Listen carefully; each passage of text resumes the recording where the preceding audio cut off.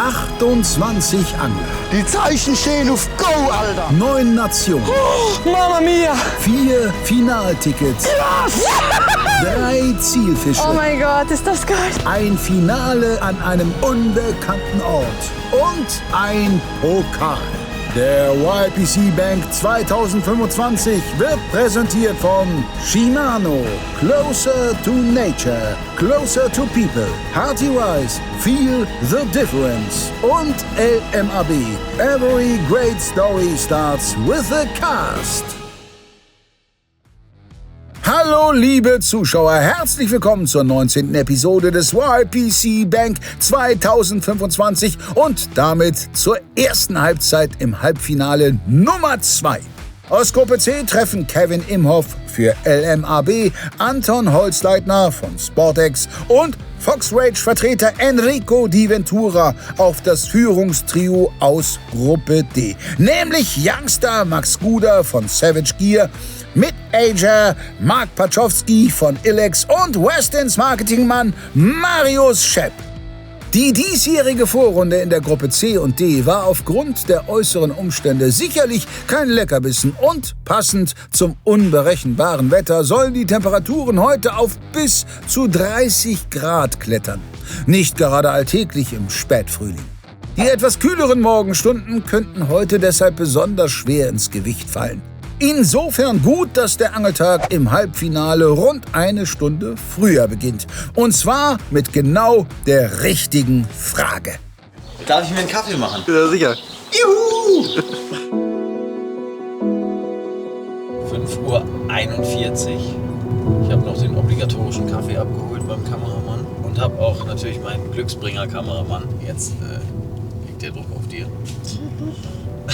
Dabei. Nein, am Ende brauchen alle ein bisschen Glück, um überhaupt was zu fangen.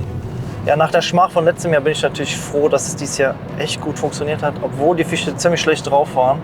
Zum Plan, wir machen das, was wir am zweiten Tag gemacht haben und fahren in ein Gebiet, was mir schon länger bekannt ist, weil ich da in der Gegend auch viele Ausweichspots habe, wo ich hinfahren kann. Und gerade bei dem heißen Wetter heute, wir sollen bis weit an die 30 Grad bekommen, denke ich mal, ist das die beste Option. Und ich hoffe, dass heute die Fische, dadurch, dass wir eine Stunde eher starten, noch ein bisschen besser drauf sind in den ersten 1-2 Stunden. Gut, ob der Plan so aufgeht, das werden wir sehen, das werdet ihr sehen. Ich wünsche euch auf jeden Fall sehr, sehr viel Spaß, Spannung, Unterhaltung beim Zusehen. Und was wir fangen, seht ihr nachher. Bis gleich.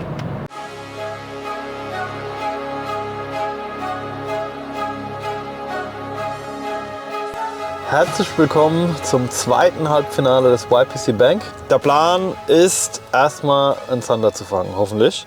Also meine Rotation besteht darin, dass ich jetzt erstmal ein paar Brücken fischen werde und da versuche, einen Zander zu fangen. Da kann natürlich auch ein Hecht als Beifang mitkommen. Und dann entscheide ich mich, ob ich später am Tag erst versuche, den Barsch zu fangen oder den Hecht. Das hängt ganz davon ab, wie es jetzt heute Morgen läuft. Ich werde auf jeden Fall Spots anfahren, wo ich mit größeren Fischen rechne, denn im Halbfinale es kommen nur 2 Leute weiter.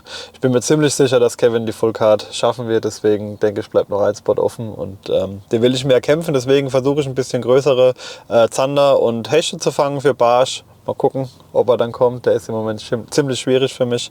Aber jetzt lasst uns erstmal den Zander abhaken und dann sehen wir weiter. Ja, einen wunderschönen guten Morgen zusammen. Ich bin tatsächlich im Halbfinale. Wer hätte es gedacht nach dieser Schneiderrunde vorgestern? Ich freue mich riesig. Ich hoffe jetzt hier wieder in der City ein paar Zander fangen zu können. Hoffentlich ja so 55er Größen, vielleicht auch wieder ein 60er, das wäre ganz toll. Und je nachdem, was hier heute läuft, unter der Brücke, vielleicht kommt ein Hecht, vielleicht kommt ein Barsch, dann wird sich der Plan ja nochmal neu zusammenstellen. Aber ich bin jetzt richtig motiviert, das Wasser sieht gut aus und drückt mir die Daumen, dass das heute hier was wird. Wir sehen uns gleich hoffentlich mit Fisch.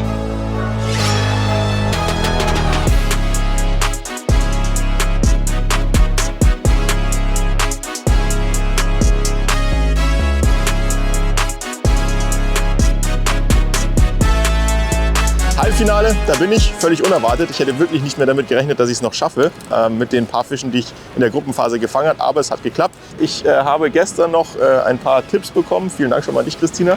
Und auch an dich, Dietmar. Ich habe nämlich von 2 Leuten unabhängig den gleichen Polder geschickt bekommen zum Hechtangeln. Weil ihr habt bis jetzt ja gesehen, in der Gruppenphase Hecht war mein großes Problem, was total komisch ist, weil das eigentlich das ist, was ich am meisten mache. Und ich hoffe, dass ich jetzt hier in den ersten 2 Stunden an diesem Polder einen Hechtkern fangen kann oder vielleicht sogar 2.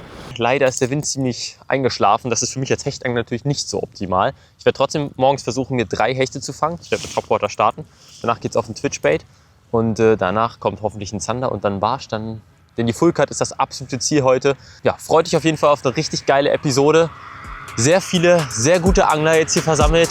Ich bin super, super gespannt, wie das so wird. Freut euch drauf. Die Zeit beim Angeln vergeht so schnell. Und morgens, wenn du 5 Minuten vorm Startschuss hier stehst, da vergeht dir alles, nur nicht die Zeit. Seid ihr genauso nervös wie ich? Ich bin auf jeden Fall sehr nervös. Lass uns hoffen, dass die Fische beißen und einen guten Tag haben. Bisschen Spaß. Ja. Nee, ich hab Bock zu angeln. Ich hab schon Bock zu angeln. Ich hoffe nur, dass sie beißen. Wenn sie dann beißen, dann macht's noch mehr Spaß. Das nennt man desillusioniert, wenn ich vor dem ersten Wurf die Kesche schon aufbaue. 2 Minuten noch. Meine Güte. Das ist doch wahr, der 13. Freitag der 13. Junge, Alter. Die letzten Sekunden laufen, bevor ich den ersten Wurf machen darf. Und ich starte hier an meiner Brücke mit einem kleinen Anneau, 110F. Die Brücke ist sehr flach, hat viele Hänger, deswegen erstmal ein Wobbler da drüber. Und ja, ich hoffe, dass mir dieser Köder gleich einen schönen Zander bringt. Und damit ist es auch soweit. Es ist 7 Uhr und wir dürfen anfangen zu angeln. Los geht's. Erster Wurf des Tages. Struggle ist sowas von real. Halbfinale 2025, erster Wurf, let's fetz.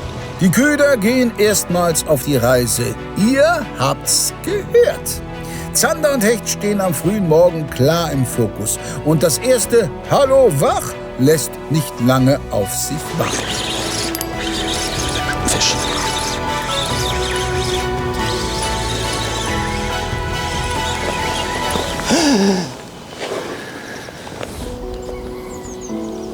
Glaubst du es im ersten Wurf?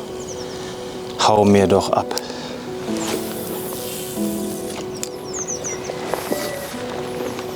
Steigt der dir aus? Der hat in der Absinkphase gebissen.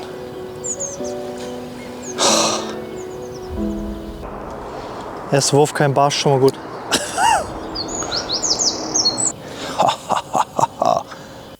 Rechnest du ja nicht mit.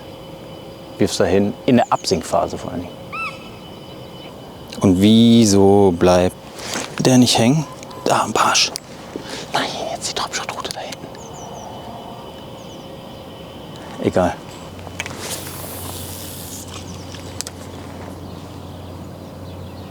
Boah, ich zitter, ey.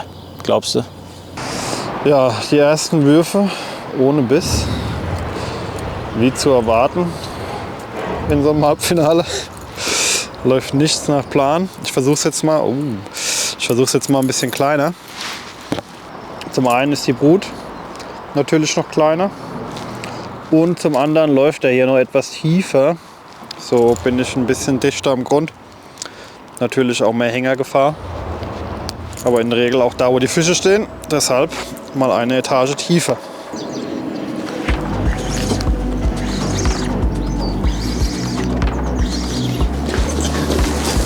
Fisch, Fisch, Fisch.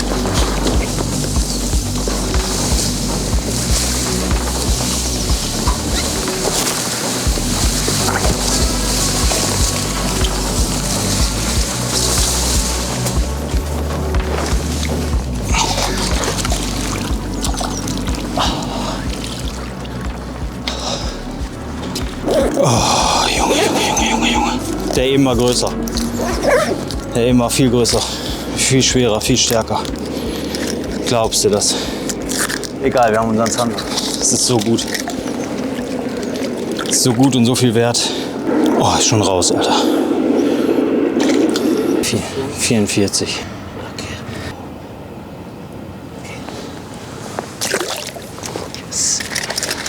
Mann, der immer größer. Aber sie beißen, das ist wichtig. Und Leute, wir haben den Zander. Schon mein Angstgegner heute auch. Fisch. Ah, abgegangen. Oh. Oh Mann, was für ein Grattelbiss. Ganz hinten im Tail, ich weiß nicht, ob ihr seht. Absoluter Grattelbiss. Ich werde kurz Köder wechseln, schauen, ob er nochmal kommt, weil im Idealfall hat er vielleicht keine Haken gespürt. Hat sich ehrlich gesagt auch gar nicht nach einem schlechten Fisch angefühlt. Das wäre der perfekte Start gewesen. Hup. Keine 5 Minuten geangelt. Das 5. Wurf, glaube ich. Ich werde einen kleinen Swim probieren. Ah, ärgerlich.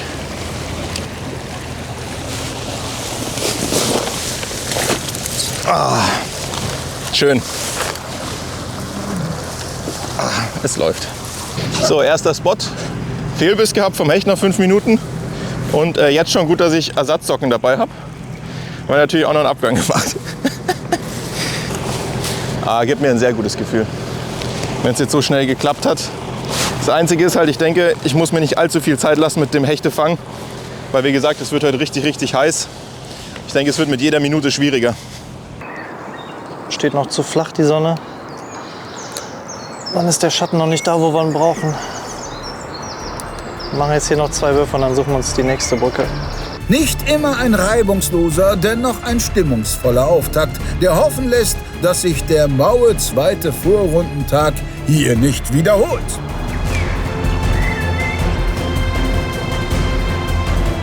Der Weißfisch oder Barsch? Fisch, Fisch, Fisch, Fisch, Fisch, Fisch. Fisch. Da ist der erste.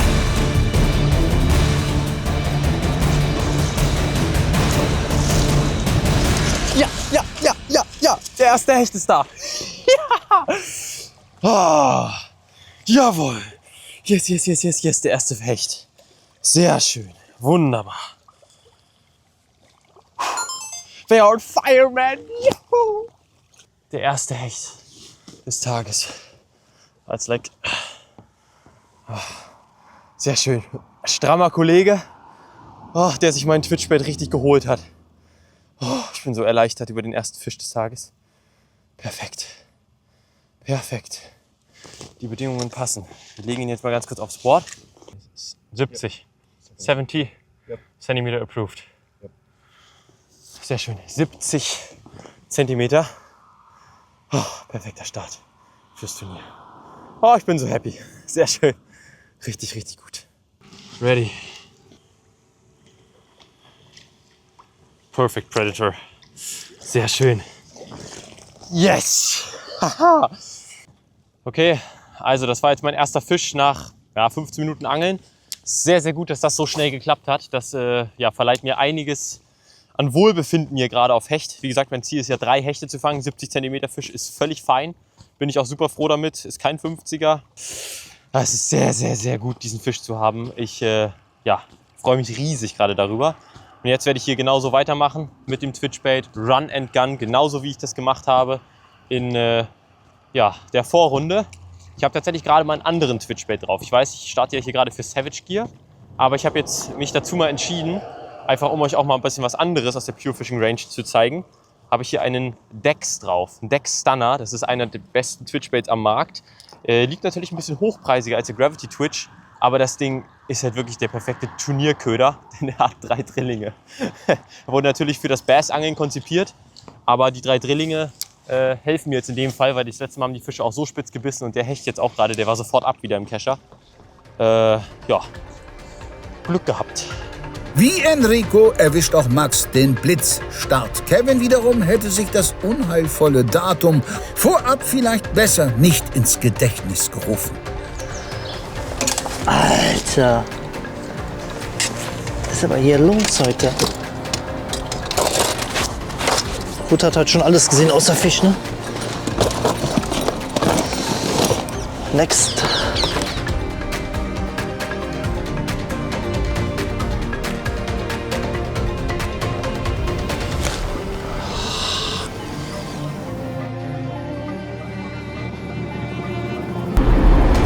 Jo, Fisch.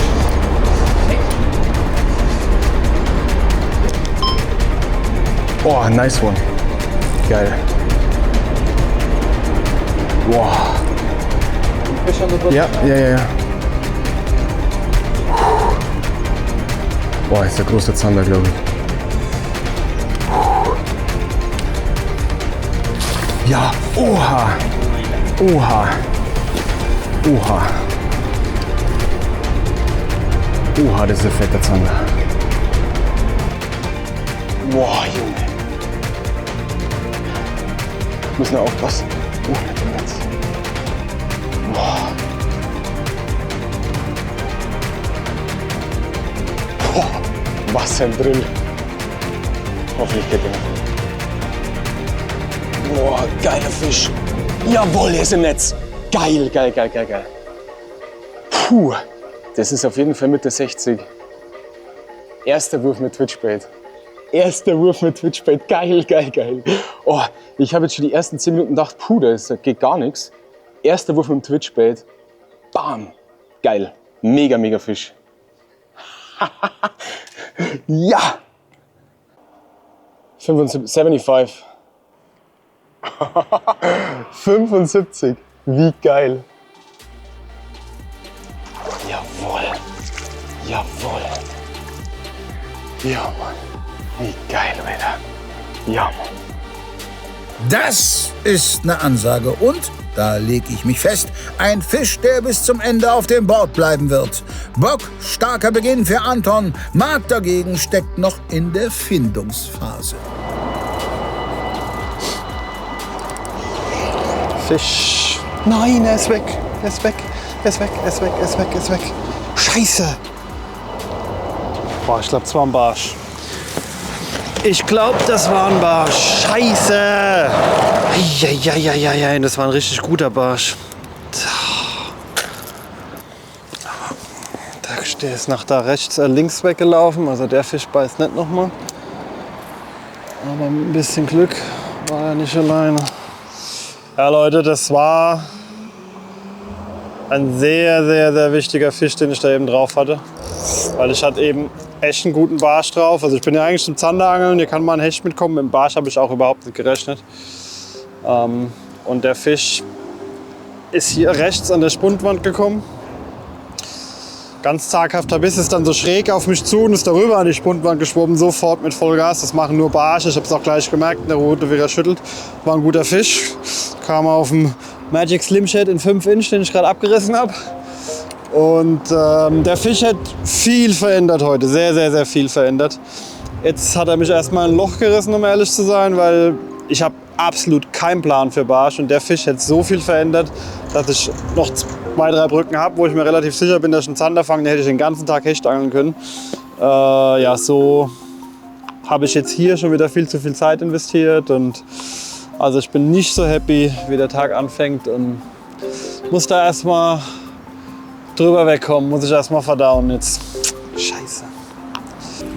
Das wäre schon geil gewesen, den Fisch zu fangen.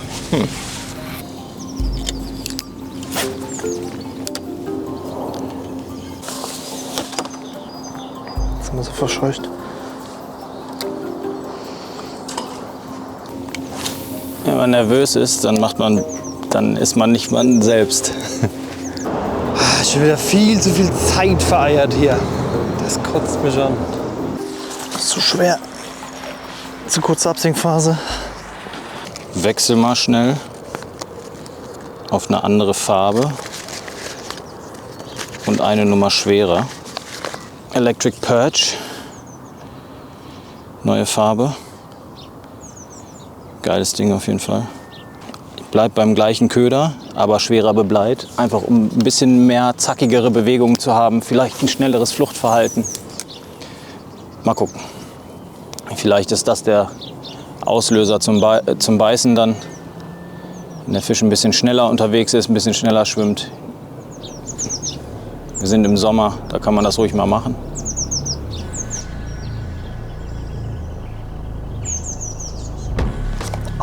Biss gehabt.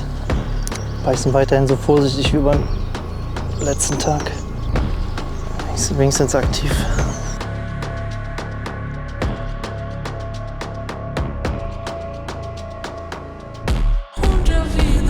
Jo, Fisch. Boah, ist wieder schöner. Boah, geil. Boah, ist wieder ein fetter. Boah, steht der drin. Eieiei. Boah, das ist ein fetter Fisch. Ui. Oha, oha. Boah, Leute, das ist ein richtig fetter Zander. Der ist nochmal um ein Eck größer. Alter.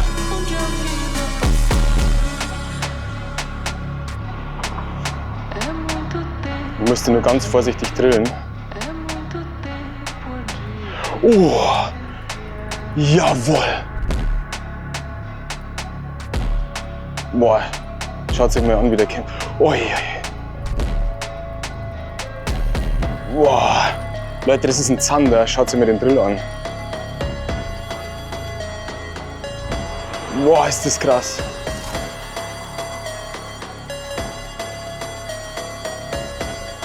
Das ist ein 80er.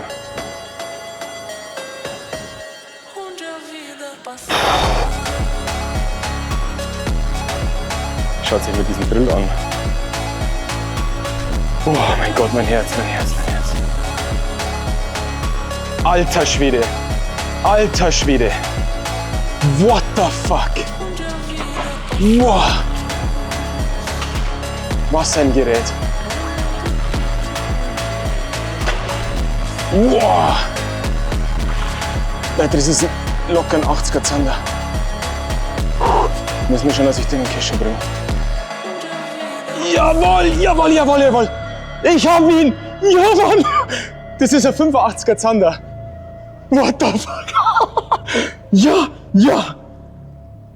Oh. Twitchbaits, Leute. Twitchbaits. Ja. Oh, da. Was ist denn das? Yo. Oida. What the fuck? Oh. 83. Schaut euch das an. Unglaublicher Fisch. Und das im YPC.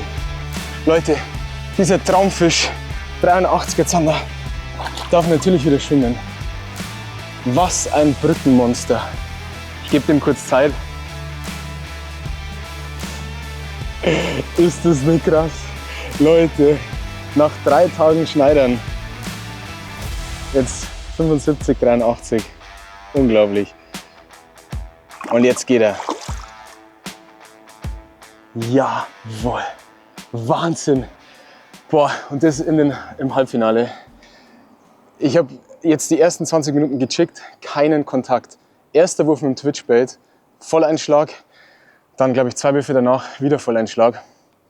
Wahnsinn, ich bin total hinüber. Es ist einfach nur ein Traum. 2 Traumzander.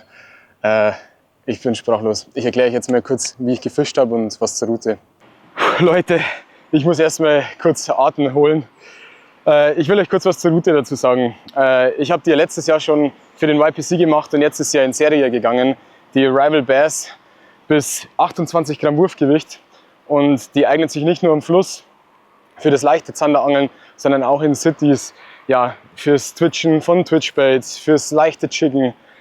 Ihr habt gesehen, wie die Route da jetzt gearbeitet hat. Es war echt ein krasser Drill.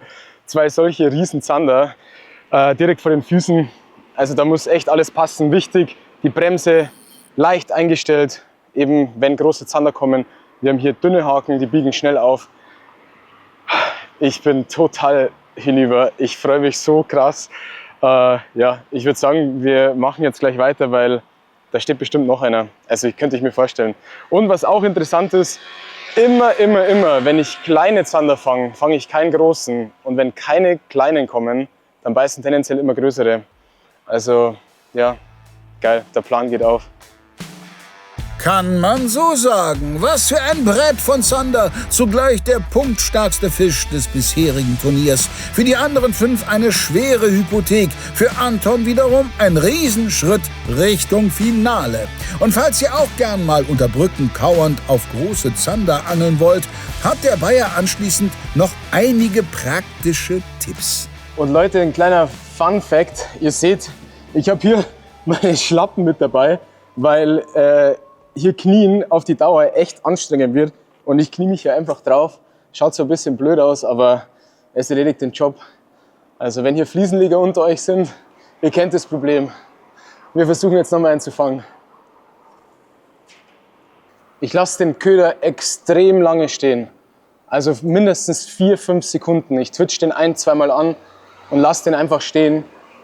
Und in den Standphasen kommt jedes Mal der Biss. Das ist echt der Wahnsinn. Und dann, wie letztens schon erklärt, kurbelt immer ein bisschen Schnur auf, damit ihr einfach den Biss besser merkt. Obwohl jetzt bei diesen Fischen, die haben so reingehauen. Da hätte ich es auch ohne straffe Schnur gemerkt. Aber, ach Leute, ich bin total am Ende.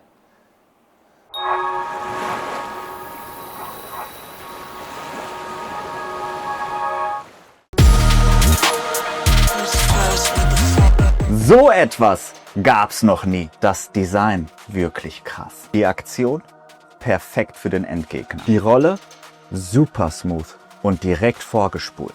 Das Hardcase richtig edel. Die Solution Start Kombos jetzt für Hecht, Barsch und Zander. Perfekt abgestimmte Komponenten und das für nur 119,99. Ideal für Angeleinsteiger, aber auch preisbewusste Angler. Eine bessere Preis-Leistung? Unmöglich. Matched to Catch, die neue Solution Start Combo. Ab sofort im Handel. Und auch als Weihnachtsgeschenk eine richtig gute Wahl. Festgesetzte Haken in deinen Klamotten, zerkratzte Dekore und Ködersalat durch verhedderte Haken. Schnelle Session geplant und kein Platz für sperrige Tackleboxen. Die neuen LMAB Lure Sleeves lösen all diese Probleme. Ob direkt in der Angeltasche, in einem Windowbag, in der Tacklebox oder sogar in deinen Klamotten. Mit den Lure Sleeves sind deine Baits und alles drumherum immer optimal geschützt und in Sekundenschnelle einsatzbereit. Ideal für Hardbaits, aber auch für Metallköder oder geriggte Gummis. Die Lure Sleeves gibt es in 13 verschiedenen Größen und zu einem sehr, sehr fairen Preis. Ab sofort im Handel. Enthedderst du noch oder shoppst du schon?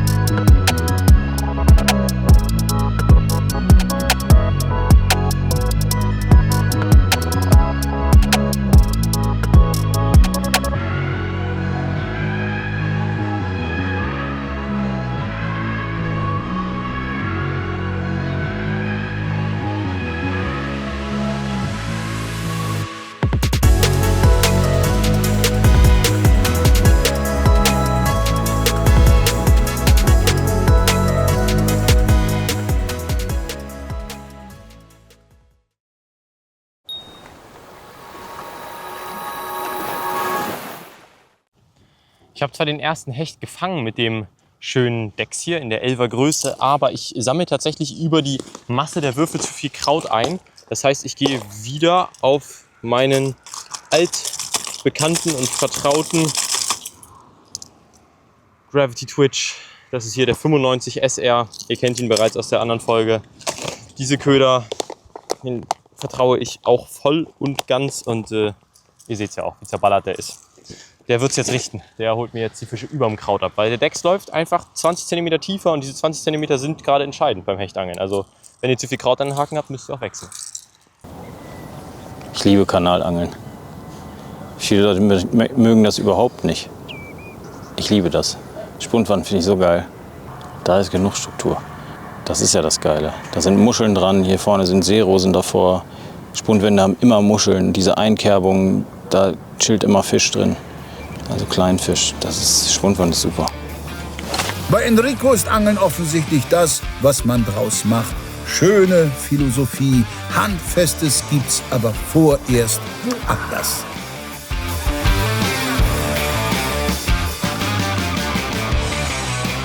Ja. There it is. Ja, Freunde, da ist er. Ich habe gerade eben noch zum Kameramann gesagt, ich muss mich einfach nur mehr beschweren. Einfach nur mehr beschweren, das hilft manchmal. Bei Hechtangeln hilft das bei mir ganz, ganz oft.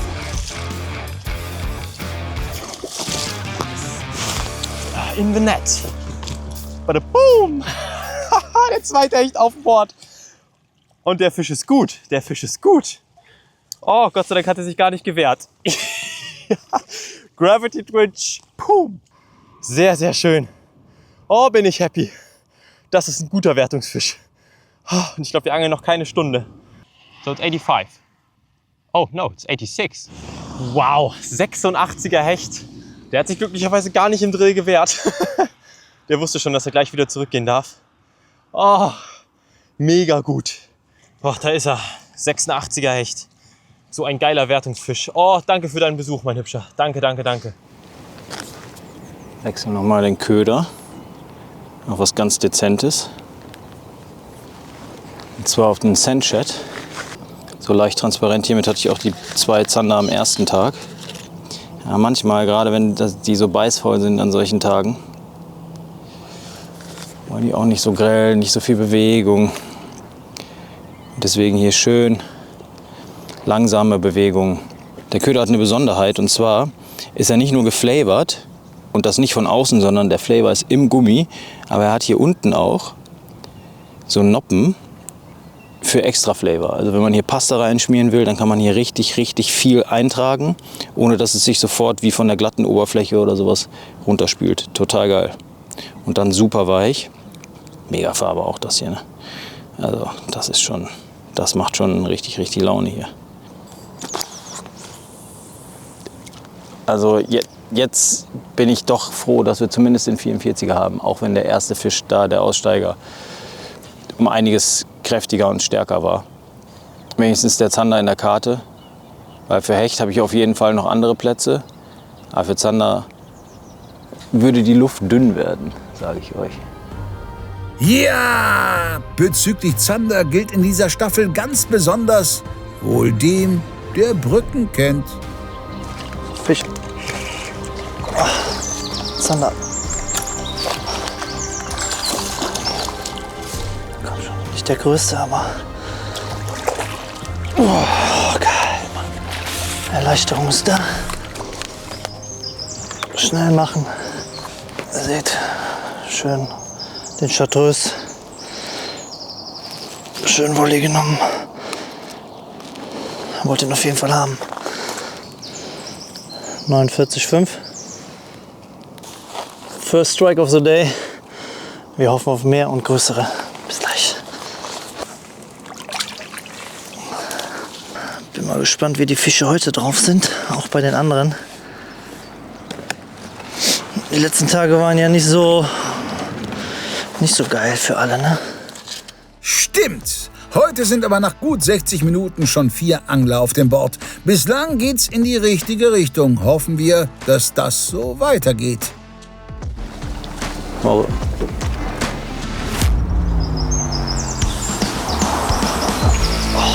Wieder ein Biss gehabt. Aber die sind genauso vorsichtig wie vor 2 Tagen. Ah, Biss gehabt. Nein! Ah, wieder so einen ganz komischen Biss. Danke. Mann. So wichtiger Fisch und ich kriege nicht.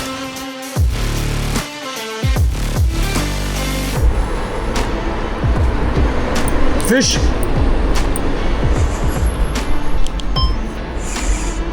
Boah, wieder guter. Jo, geil. Wahnsinn, die stehen komplett auf Twitchbait. Ui, ui, ui.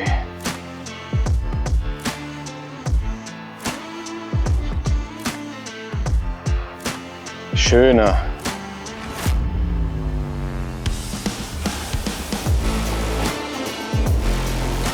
Wow. Bitte bleib dran. Bitte bleib dran.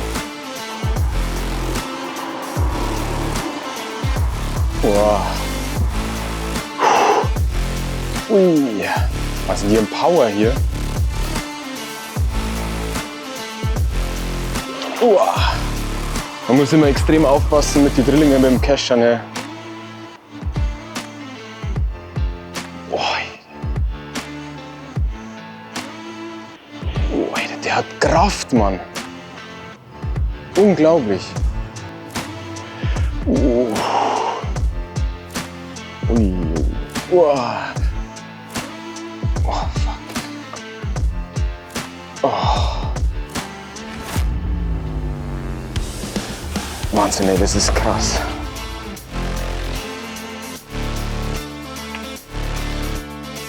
Boah, das ist ein geiler Fisch.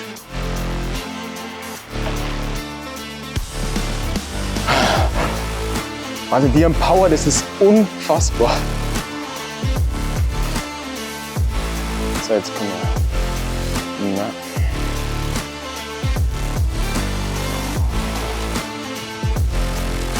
Ey, krass. Jetzt hat er kommen. Also das sind richtige Kämpfe. Jetzt. Und eingenetzt. Jawohl. Jawohl. Geil. Ja, wieder schöner 60er wahrscheinlich. Krass. Ja. Ja. Boah, geiler Fisch.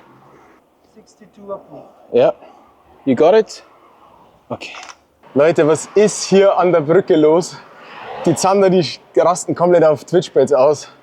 Wahnsinnig toller Fisch, richtig schön dunkelgold. Absoluter Traum.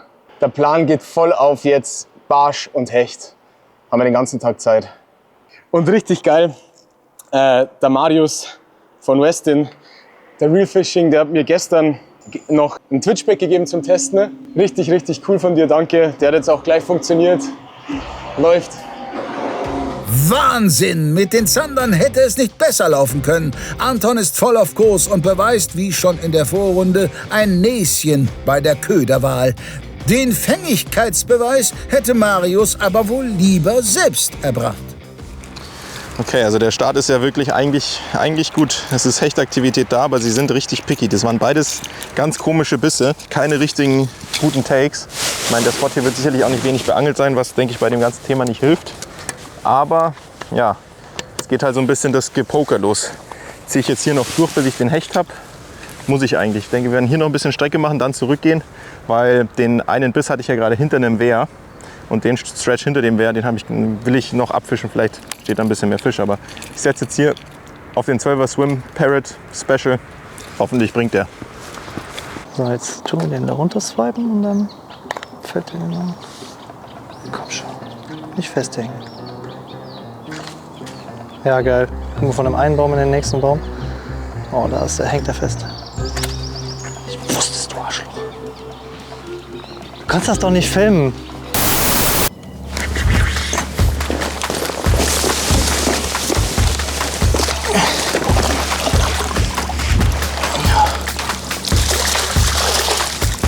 Wird knapp, aber könnte was sein. Ein bisschen aber gut zum Glück. Ne, hat er leider nicht. Schade, schade, schade. Fisch! Scheint ein guter zu sein. Ja, ist besser.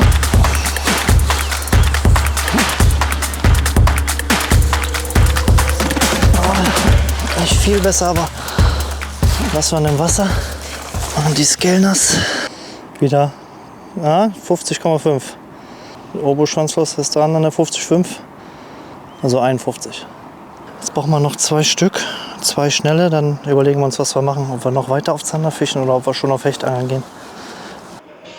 Okay Leute, ich bin jetzt bisschen weiter ans Wehr gegangen und versuche hier jetzt mit einem kleinen, feinen Dropshot einfach irgendeinen Barsch zu fangen, der maßig ist. Ich habe wirklich richtig Schwierigkeiten mit den Barschen jetzt die letzte Zeit. Und ich hoffe einfach, dass ich jetzt einen maßigen fange. Einfach kleines Dropshot hier an der Rival Bass wieder, aber in leichter, bis 12 Gramm. Das ist die optimale Route dafür. Also auch kleine Twitchbaits, kleine Jigs, Jigspinner, so Zeug, funktioniert wunderbar. Und jetzt schauen wir, dass wir hier noch einen kleinen Barsch fangen oder einen großen. Und dann geht's zum Hechtangeln. Ich habe noch ungefähr eine halbe Stunde hier eingeplant an dem Gewässer. Ich hatte jetzt 2 Bisse. Wirklich bitter, dass keiner von denen hing. Wie gesagt, ein Hecht wäre schon Gold wert. Ich glaube, ich kann eine Fullcard bekommen. Eine Fullcard kann richtig viel wichtig. Eine Fullcard kann richtig viel wert sein heute. Aber ich weiß, dass ich Barsch und Zander gute Chancen habe. Hecht habe ich im Kanal halt, das wäre ein Lacktreffer und auf Lack will ich mich eigentlich nicht verlassen, auch wenn ich gerade ein bisschen Glück gebrauchen könnte. Oh, da war ein Biss. Nachdem ich jetzt beim ersten Wurf das Dropshot sofort abgerissen habe, habe ich jetzt gleich mal auf den Jigspinner umgestellt nochmal, weil das einfach ein Köder ist, mit dem man ganz schnell aktive Barsche einfach findet. Und da kann auch jederzeit ein schöner Hecht einsteigen. Und ich schmeiß den jetzt hier direkt ans Wehr in die Rausche rein und jig den dann eigentlich, oder leier den eigentlich über den Grund dann ein. Mit ein paar Spin-Stops. Der Barsch, der macht mir echt Sorgen. Also Barsch war bei mir ganz, ganz schwierig. Wir geben jetzt alles, weil meine Ausgangssituation ist jetzt natürlich unglaublich genial. Also wenn ich jetzt noch einen vernünftigen Barsch fange und einen vernünftigen Hecht, dann male ich mir ehrlich gesagt ganz gute Chancen aus.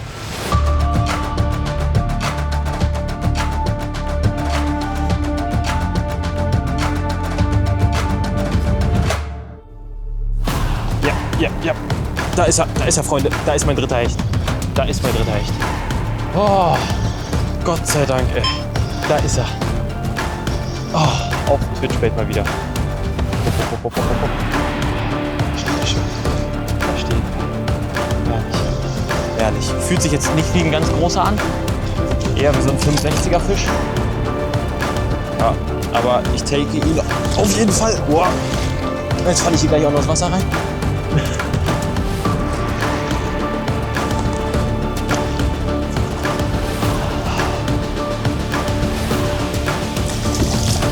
Yes. Sehr schön. Da ist der dritte Hecht auf der Karte. Super, super gut. Oh. Thanks. Da draußen sind gerade die Fischer, die holen gerade die Aalreusen rein. Die haben mir gerade gratuliert. Sehr geil auf jeden Fall. Es ist hier einfach herrlich in den Niederlanden, dass die Fischer mit den Anglern so schön quasi kooperieren. Also auch, um es euch mal wissen zu lassen, das sind keine Netze, das sind Aalreusen. Und man darf neben Aalreusen auch angeln. Man sollte natürlich nicht reinwerfen, ergibt auch gar keinen Sinn, weil die Hechte stellen sich ja nicht direkt neben so ein Netz. Ja, sehr schön. Der wird versorgt. That fish is 62 centimeters. Yep. So.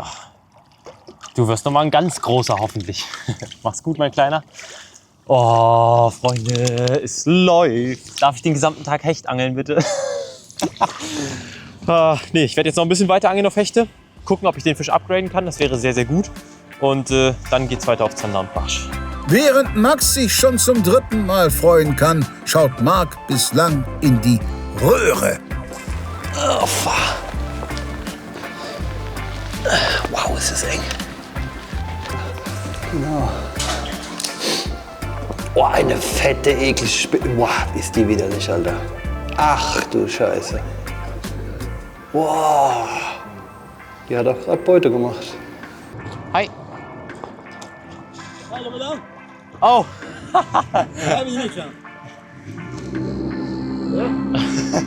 Thanks. Yeah, I don't cast with nets. Thanks. Wie geil ist das denn? Die Fischer, also ich sag mal, in Deutschland würden die Fischer sagen, oh, ihr werft in unsere Netze. Und jetzt kommen die Fischer hier einfach an, sortieren die Köder raus und geben sie mir. Was haben wir hier? Wir haben hier einmal Drunkbait, Magenbitter Money, glaube ich, 16 cm. Dann haben wir hier einen Fat Louis, 14 cm. Und dann haben wir hier noch einen schönen Crankbait von Spro. Jawohl, was für die Köderbox. Was eine geile Aktion, oder? Mega, mega, mega stark. Die packe ich mal weg. Na, immerhin eine fantastische Köderauswahl. Wir wechseln zurück zu Marc, der sein unbequemes Manöver wieder abbricht. Okay. Oh. Zäher Start, Leute. Zäher Start. Voll mit Spinnenweben. Nur kein Fisch im Köcher. Boah. Weiter geht's. Also schönes Kalbschnitzel jetzt, ne? Makaber, der Mann. Kevin dagegen hat nur Augen für Fische. Jetzt keine Bewegung. Dann noch ein bisschen. Oh. Ich glaube, was Mist. Wechseln mal eben die Farbe. Probieren wir mal aus. Und dann eine Reaktion drauf bekommen. Ich glaube, dass wir einfach noch ein bisschen zu früh sind. In die Runde eingetreten haben. Aber der Hechtpolder wäre jetzt zu weit weg. Und wenn wir den jetzt anfahren würden, dann würden wir einfach zu viel Zeit verlieren und wären wahrscheinlich zu spät wieder hier. Ich habe Angst, dass wir so diese heiße Phase so ein bisschen verpassen. Deswegen halten wir uns jetzt hier noch ein bisschen auf. Fisch. Oh, der ist gut. Ah, ein besserer. Entschuldigung, Olli.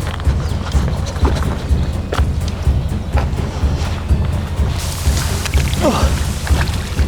Vom Biss ist auf jeden Fall viel besser. Aber wir nehmen heute jeden Fisch mit Kusshand. Boah, hat der eine Wunde, ey. 51,5. Guckt euch das mal schnell an. Den hat mal einer richtig gepackt. Weiter, weiter. Lass mal gerade überlegen. Zander haben wir jetzt 3 Stück. Wir haben jetzt 3 50er. Wir brauchen heute 5 Fische. Wir haben noch früh. Weiter auf Zander oder auf Hecht. Der Struggle ist wieder real, Olli, aber richtig sowas von. Ich mache mir Gedanken und dann schauen wir gleich, was wir machen. In der Tat eine knifflige Nummer, denn wir erinnern uns an letzte Saison. Damals ist Kevin wegen eines halben Punkts in der Vorrunde ausgeschieden. Kein Wunder, dass er sich aus der bisherigen Frequenz nicht allzu viel macht. Wie geht's weiter? Ich glaube, wir schaffen es, 3 60er zu fangen. Weil da ist Strömung, da ist Druck drauf. 60er Schnitt an Zandern. Und dann schauen wir, was der Rest bringt. Weil ich halt an einem Gewässer bin, wo ich alles fangen kann, ne? Als Beifang auch. Ne? Ja, man steckt da schon in so einem Zwiespalt bei so einem Turnier. Was macht man nicht, was ist besser? So, wir fahren jetzt weiter, fahren zur nächsten Brücke. Und dann werfen wir da auch mal ein Hechtbait. Weiter geht's. So, Plan A ist leider schon mal nicht aufgegangen. Ich war kurz davor. Also ja, mir wurden auf jeden Fall keine schlechten Empfehlungen ausgesprochen, aber ich habe es leider ein bisschen vermasselt, beziehungsweise habe ich das Gefühl, dass die Hechte hier auf jeden Fall nicht ganz wenig beangelt wurden, weil die haben beide so spitz gebissen, gerade der zweite. Wir haben nicht so viel Zeit, deswegen, ich lasse es jetzt hinter mir, kümmere mich jetzt um Zander und Barsch. Und wenn wir dann später an den Punkt kommen, dass ich wirklich noch einen Hecht brauche, dann muss ich mir was überlegen. Aber ich möchte jetzt nicht noch mehr Zeit so verwenden wie jetzt. Boah, 10 Nummer. Alter, komplett nass geschwitzt. Die ersten 2 Brücken haben wir abgeangelt und ja, bis auf den Barsch, den ich leider verloren habe und mit dem ich immer noch zu kämpfen habe, mental muss ich zugeben. Ja, kam nichts. Ich habe jetzt noch 2 Brücken, die ich abangeln werde. Ich hatte gehofft, dass ich morgens relativ zügig meinen Zander fangen kann, was bis jetzt noch nicht geklappt hat. Und war mir irgendwie sicher, dass ich so den Tag über auf jeden Fall einen Hecht fange. Für einen Hecht habe ich einen soliden Plan. Denke ich zumindest. Hatte ich gedacht, habe ich auch für den Zander. Wird jetzt heiß. Ich hoffe halt, dass die Hechte am Ende mitspielen. Es soll kein Wind sein, absolut heiß. Vielleicht haben die dann auch gar keinen Bock. Also kann sein, dass ich mich heute richtig vertan habe mit meiner Wahl, wie ich starte und wo ich angel. Aber gut, man hat halt immer einmal die Wahl vom Turnier und hinterher sagt man immer hätte, hätte. Hoffen wir mal, dass ich heute nicht sage hätte, sondern dass sich am Ende doch nur alles zum Guten wendet. Oh, 100% Biss. Ja. Ja, da ist er. Da ist er wieder gekommen. Oh, da ist der nächste Hecht. der nächste Hecht. Fehlbiss und nochmal gekommen. Gott, ist er nochmal gekommen. Muss tatsächlich sagen, ist auch kein Löwe. Vielleicht ein Upgrade. Wir werden es gleich sehen.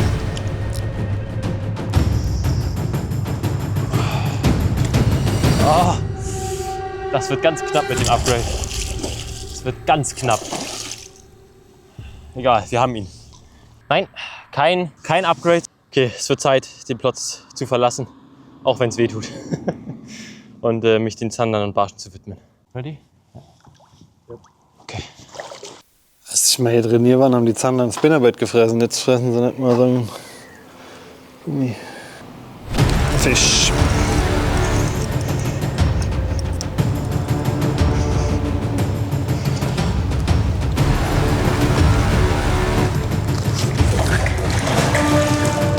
Alter, das ist richtig solider Zander.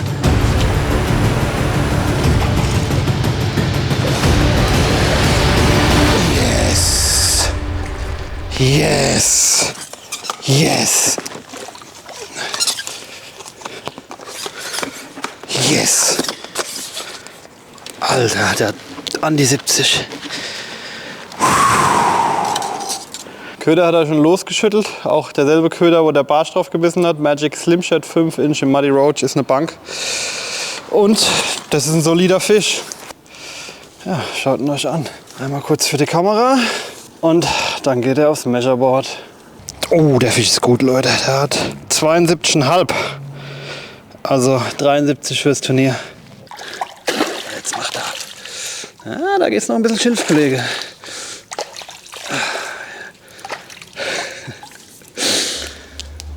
Okay, das ist ein super Fisch, aber es bleibt zäh. Jetzt schmerzt der Barsch von heute Morgen noch mehr. Trotz tollem Zander. Marc hat weiterhin am verlorenen Barsch zu knabbern. Anscheinend lässt die nächste Chance zur Wiedergutmachung aber nicht lange auf sich warten.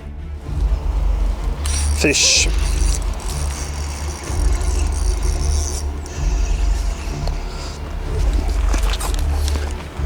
Ach, winziger Zander. Winziger Zander. Der hat kein Mindestmaß, der ist weit davon entfernt.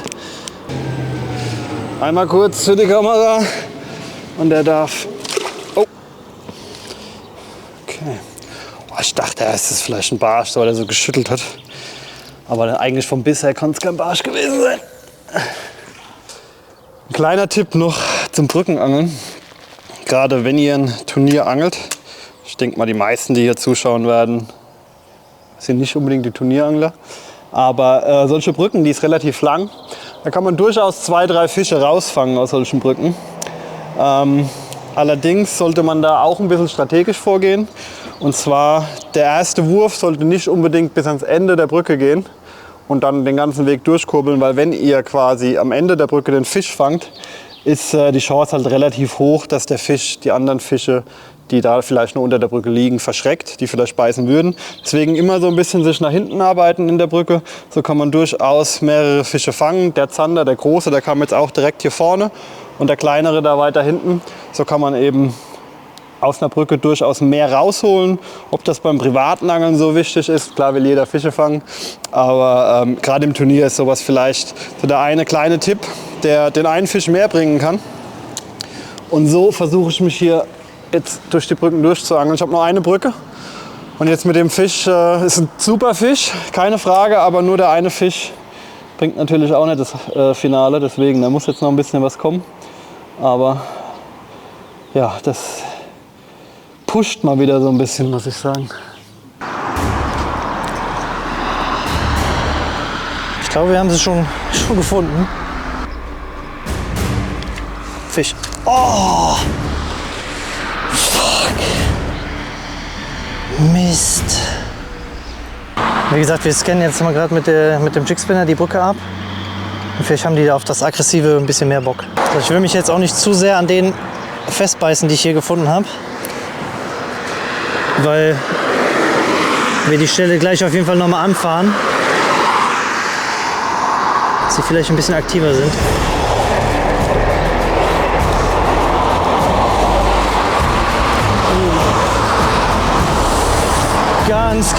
Ganz knappe Nummer. Ich bin gespannt.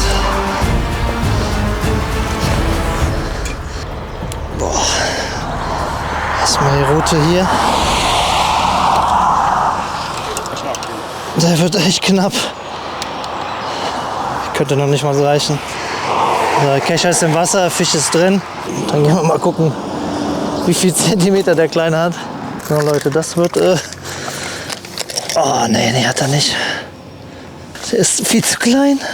Nee, kriegen wir nicht hin. 3 Zentimeter fehlen. Trotzdem, weiter. Wir machen jetzt hier noch 2, 3 Würfe und dann geht's weiter.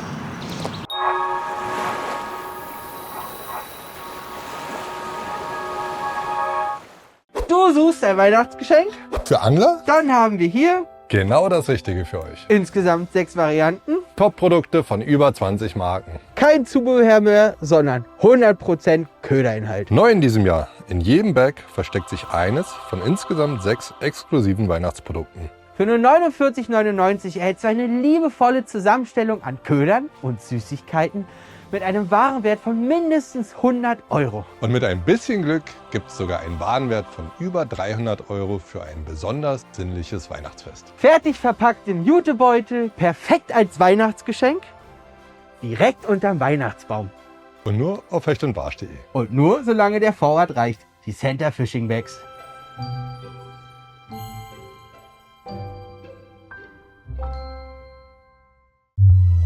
Wenn Nace 3 Jahre an einem Köder rumbaut, dann kannst du dir sicher sein, da kommt irgendwas ganz Krasses auf den Markt. Wir machen die ersten Muster in-house, wir machen die Inner Construction in-house. Also es passiert alles in Deutschland. Für den Tron habe ich bestimmt 20, 30 Skizzen gemacht, bis wir uns einig waren, in welche Richtung es gehen soll. Die Besonderheit an dem Köder ist, dass ihr mit einem einzigen Köder fast das komplette Spektrum des Hechtangelns abdecken könnt. Das fühlt sich natürlich super an, wenn das Bild ein fertiges Produkt wird, was draußen funktioniert.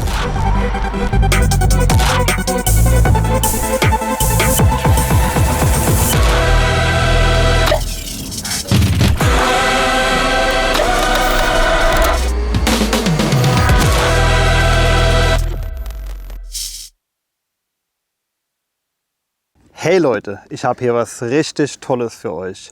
Die My Ilex Selection Markbox 2025. In dieser Box habe ich zusammen mit Ilex eine feine Köderauswahl zusammengestellt, die perfekt zu meinem Angelstil passt. Und viele davon in exklusiven Sonderfarben, die ihr nur in dieser Box bekommt. Enthalten sind einige meiner absoluten Favoriten.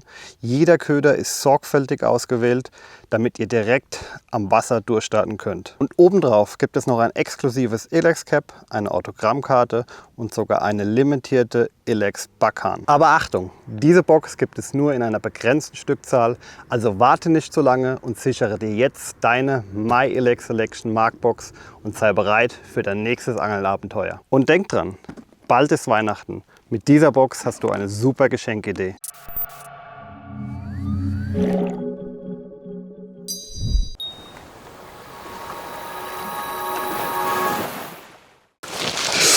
Oh, nee, oder? Ah, Junge, das stinkt.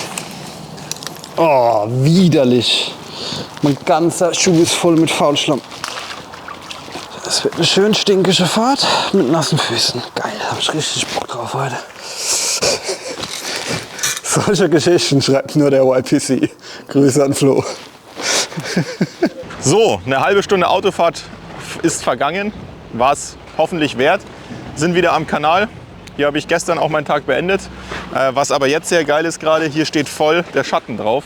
Das heißt, ich hoffe, dass ich hier auf meinen Megatees am Dropshot jetzt einen Zander fangen kann oder vielleicht einen Barsch. Und anfangen kann, meine Karte zu füllen, um mich dann später wieder mit dem Hecht zu befassen.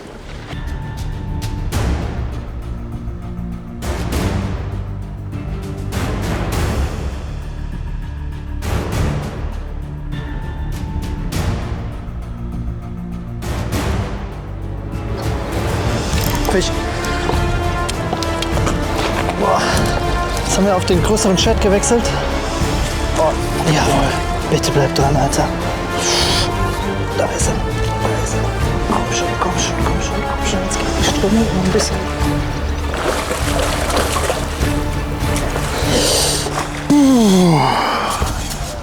Nicht der größte, aber was war das eine geile Entscheidung.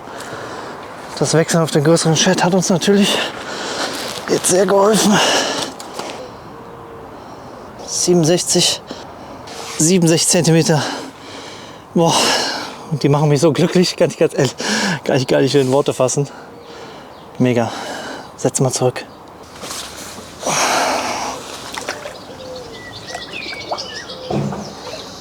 Geil. So, ich muss mal gerade neu binden, weil der hatte mir eine Sehne vom Titan gekappt. Das will ich natürlich jetzt hier nicht riskieren, das dran zu lassen. Wir kamen natürlich jetzt auf den 12er Bleak Shad in Real Perch. Wie gesagt, wir haben die ganze Zeit 9 gefischt, dann haben wir mal gesagt, komm, ich fische mal gerade ein bisschen größer und probiere einfach die Strecke nochmal ab. Und den kleinen wollte er nicht, den großen hat er sich geschnappt, deswegen tauscht regelmäßig durch und testet und testet. Kevin hat bereits die Fullcard vor Augen. Bei Enrico ist nach dem Strohfeuer am Morgen nicht mehr viel los gewesen. So, dann kommt jetzt heute das erste Mal das Dropshot zum Einsatz. Woche! Einen kleinen Pintail. Den habe ich aber selber so angerichtet, weil der V-Tail hatte mir zu viel Action, beziehungsweise er war mir zu lang. Ich wollte noch ein Stück kleiner. Und dadurch, dass die Fische so schlecht drauf sind, habe ich gedacht, ich gehe noch mal hier auf den Schattenplatz und fische noch mal das Dropshot hier ganz in Ruhe aus. 10 Würfe, 15 Würfe einmal durchgefächert.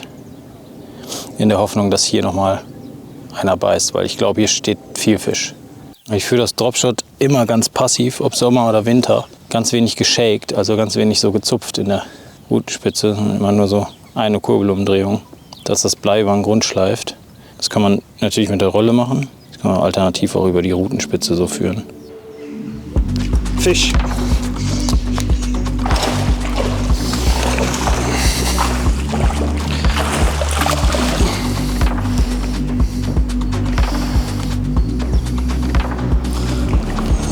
Yes! Sammler Nummer 2. Wow. 56,5. Also 57 für unser Turnier. Also ein schöner, dunkler, kleiner Brückenzander, der mir gerade sehr gut steht. So, auch den lasse ich mal hier hinten reinschwimmen. Denn vielleicht steht da draußen ja noch einer. Danke für deinen Besuch. Geil, das ist gut. Den Fisch muss ich jetzt erstmal wieder reporten. Und Erfolgsköder war wieder der Magic Slim Shad in 5 Inch. Den wollen sie heute. Muddy Roach, eine geile Farbe, haben wir auch bei Hardbaits. Wer die Gruppenphase gesehen hat, den Twitchbait, Jerkbait, den RW Minnow, den ich geangelt habe, war auch Muddy Roach. Und das Geile ist bei dem Köder, dass er halt echt kippelt. Der ist vorne ein bisschen breiter gebaut, wird dann schmaler und wird dann noch mal breiter und dann zum Teller natürlich wieder schmaler zum Schwanz. Und dadurch wird der komplette Körper hier in der Mitte vom Wasser angeströmt und da fängt er richtig, selbst bei Ultra-Zeitlupe, an zu wobbeln. Ich bin hier eben vor den Füßen, ich konnte kaum anschlagen, an der Spundwand quasi, habe ich den so lang geführt und da kam der Biss, Laserbiss, verhaftet und wieder mit der YPC Bank Limited Edition Route. Leute, die ist auf 100 Stück limitiert mit Seriennummer, also sichert euch euer Modell, wenn sie dann erhältlich ist, exklusiv bei Hecht und Barsch.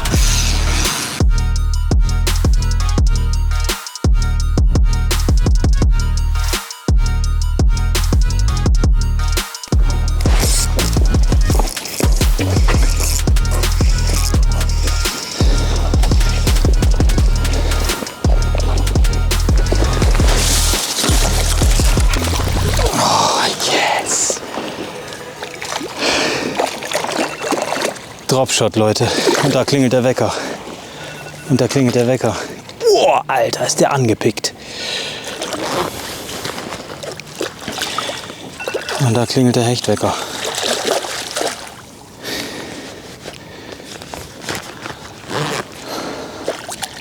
Dropshot. Und ich zeige euch mal was. Ihr denkt jetzt sicherlich, der hat aber Schwein gehabt. Aber ich zeige euch das woanders, weil den messe ich nicht auf der Dings hier, auf der Leitplanke, Spundwand, wie auch immer. Warte, hier, halb. Ja, ist drüber. 66. 66. Guckt euch das mal an. Ich weiß nicht, was es ist. Wahrscheinlich eine Schraube. Wobei, das weiß man hier nicht. Hier sind sehr, sehr große Fische unterwegs. Boah, ist der voll gefressen.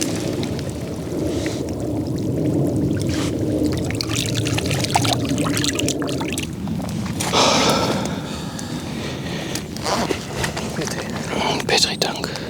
So, kurz was zur Montage. Ich habe hier oberhalb vom Haken ein kurzes Stück Stahl eingebaut. Das heißt, wenn der Fisch hier drauf haut, ist zur Hauptschnur ein Stahlvorfach.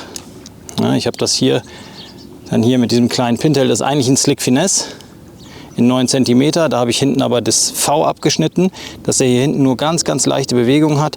Weil jetzt, wenn man sich die Bute im Wasser anschaut, die steht eigentlich auch recht still und bewegt sich ab und zu nur ganz, ganz leicht nach vorne. Und die machen gar nicht so viel Druck aus dem Schwanz. Und hier unten habe ich einfach in die Klemmhülse, ich habe das hier mit 2 Klemmhülsen gesichert, und dann habe ich in die Klemmhülse hier unten, also den Haken zwischen die beiden Hülsen geklemmt und in die Klemmhülse hier unten, einerseits das Stahl von oben kommt und das Fluorcarbon von unten kommt, einfach reingeklemmt. Sieht nicht so hübsch aus, funktioniert aber hervorragend. Das ist halt die Frage, macht man noch ein bisschen auf Zander oder nicht? Also, ich habe mich dazu entschlossen, jetzt hier abzuhauen. Es wird mir zu warm hier, zu wenig Bewegung, fast kein Wind, zu viel Sonne im Wasser. Das mögen die Zander ja bekanntlich überhaupt nicht. Ich bin froh, ich habe 2 Fische. Ich habe gesagt, ich möchte hier am besten 2 Fischarten fangen. Dass der erste aussteigt, ist natürlich eine Katastrophe gefühlt. Ich war noch gar nicht richtig bei der Sache, da die Schnur war noch schlaff beim Absinken und dann bombst der da rein. Ey. Schade, schade Marmelade. Nichtsdestotrotz, ich glaube, ich mache noch 2 Würfe da hinten. Lupenreine Schlussfolgerung. Enrico hält zumindest den Anschluss zu Marc. Marc sucht Anschluss zu den beiden Führenden. Kommt keiner mehr. Dann würde ich sagen... Oh, von wegen, da kommt keiner mehr.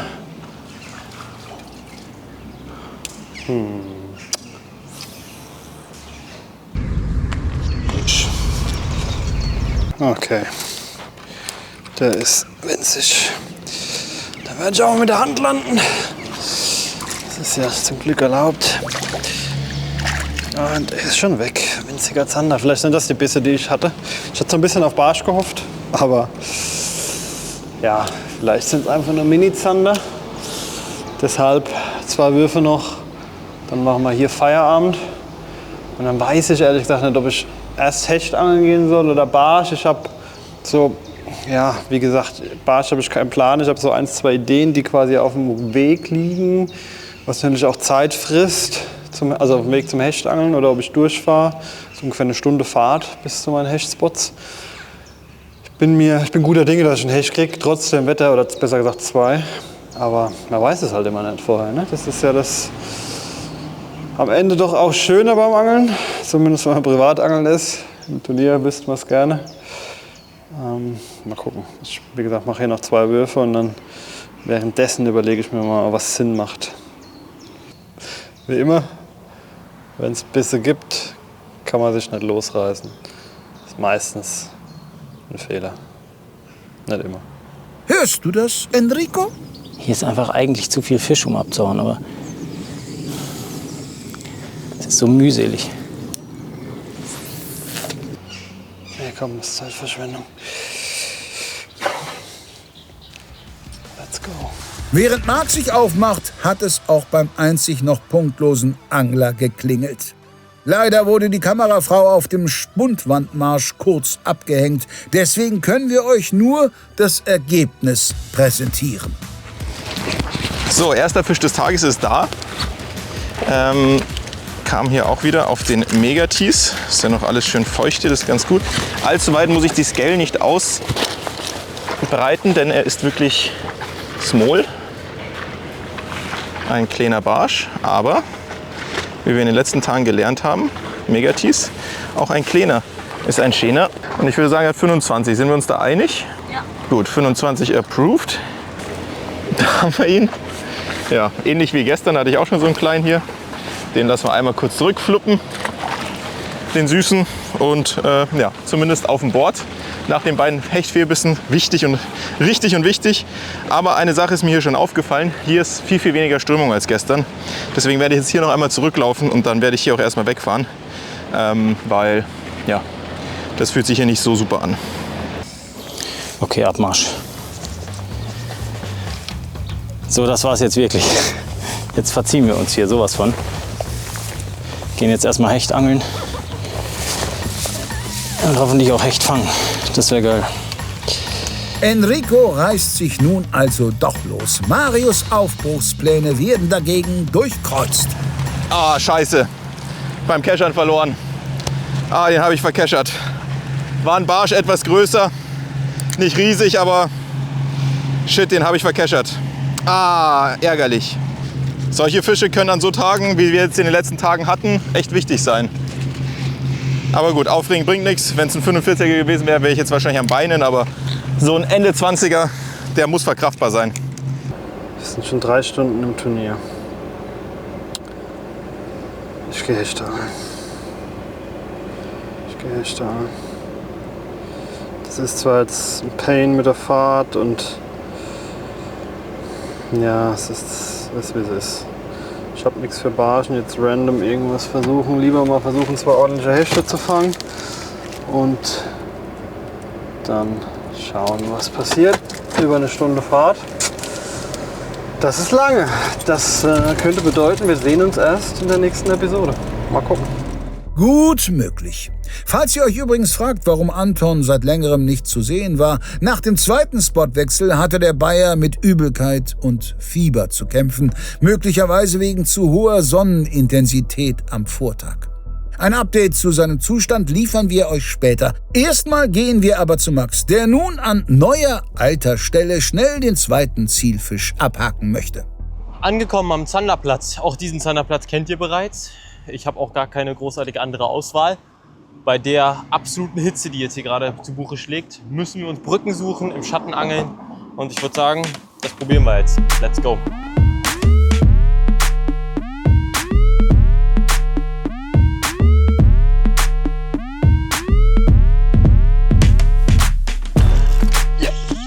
Ja, Zander. Zander, Freunde. Zander. Zander. Ganz, ganz sicher Zander. Nein, ich hänge mit dem Kescher fest. Jetzt hänge ich in mir selbst fest. Egal. Ich hab den Zander. Oh. Da habe ich eine Warthose an. Oh, da ist der Zander. Baff, was ein geiler Biss. Ja. So ein wichtiger Fisch. That's 50. Yeah, that's 50. 50 cm. Zander. Oh, Freunde, da ist mein Zander. Mein eigentlicher Angstgegner. Der Angstgegner klappt viel zu einfach in letzter Zeit. Das ist ja der Wahnsinn. Oh, hier sehr schön weggefressen. Schöner 9 cm Gummi. Perfekt. Der Dark Water Mix trifft es hier auf jeden Fall ganz gut. Sehr schön. So, 50 cm Zander. Der kann sehr wichtig sein. Der kann sehr, sehr wichtig sein. Happy. Boah, episch. Episch, so richtig schön. Ganz langsam, ganz weicher Kopf. Tuck, angezupft und mal kurz geleiert. Baff. Ich werde noch Zanderangler. Das ging ja wirklich fast schon zu einfach. Nach den 3 Hechten lässt Max quasi mit Ankunft am neuen Spot den Zander folgen. Im Nachhinein hätte Enrico vielleicht in dieser Reihenfolge vorgehen sollen. Wir sind am zweiten Spot angelangt. Das ist auch der zweite Spot vom ersten Tag. Also wir haben die gleiche Reihenfolge wie vom ersten Tag. Und das angeln wir jetzt hier mal. Ich muss mir gleich noch einen Wecker stellen. Ich würde erstmal eine halbe Stunde einplanen.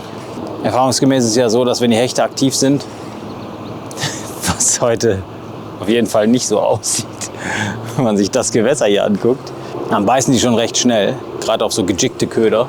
Aber das sieht wirklich nicht hechtig aus heute vom Wetter her. Wir haben zum Glück einen in der Karte. Wir müssen jetzt sehen, dass wir noch einen zweiten und einen dritten kriegen. Und das Das ist genau das, was wir jetzt hier versuchen zu tun. Fisch. Ah, nein. Boah, der Biss war richtig gut. Fuck. So, warte. Durchatmen. Und weiter.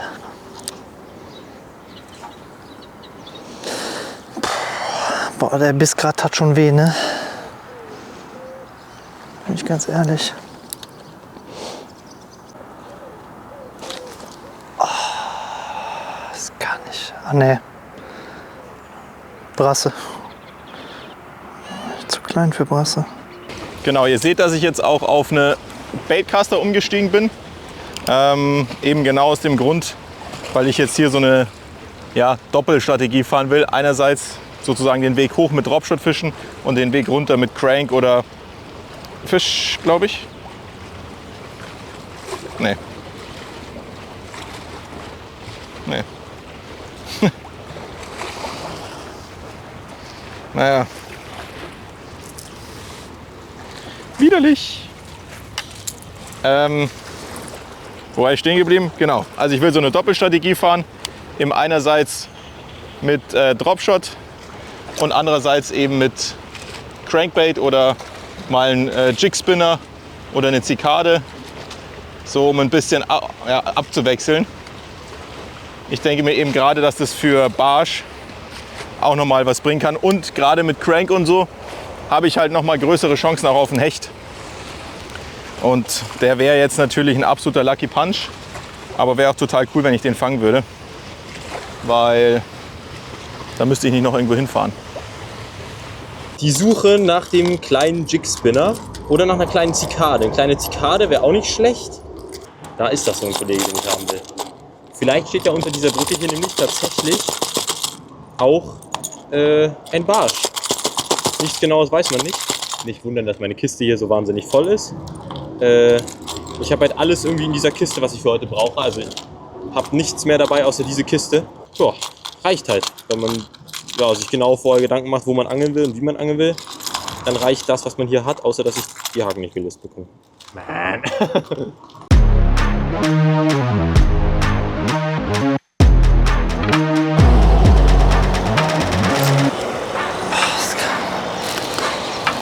Schon wieder Biss gehabt. Genau dieselbe Scheiße wie eben.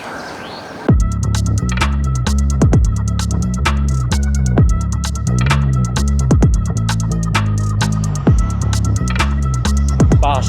Oh nein, er ist zu klein. Er ist zu klein. Er ist zu klein, Freunde. Ich hab einen Barsch. Da. Sehr schön. So, mal kurz abhaken, den kleinen Mann. Der darf natürlich wieder zurück. Aber vielleicht steht hier auch ein 25er. Man weiß es nicht. Das wäre richtig cool jetzt. Das wäre so cool. Muss ich nicht mehr 2 Stunden rumherfahren für so einen Barsch, sondern ihn einfach hier unter der Brücke mit einsammeln. Das wäre so stark. Na, Barsch, Barsch, Barsch. Der ist ein ganz bisschen größer. Aber ob der 22 hat? Nee, der hat auch keine 22. Der nächste Barsch. Okay. Kleiner Barsch, kleiner Jigspinner. Jetzt kommt ein größerer hier. Big Fish, Big Fish, Big Fish, Big Fish. Großer Fisch, Freunde. Keine Ahnung, was das hier gerade ist. Ich vermute mal ein Zander, der sich jetzt meinen kleinen Jigspinner geschnappt hat. Richtig, richtig gut. Stahl ist auch dran, falls es ein Hecht sein sollte. Eel. Ich hab einen Aal. Ich hab einen Aal. Nee. Ja. Freunde, ich hab einfach einen Aal. Ich hab einen Aal drauf. We want to smoke that thing? Aber was ein Aal. That's decent size, man. Was ein Riesending. Ekelhaft.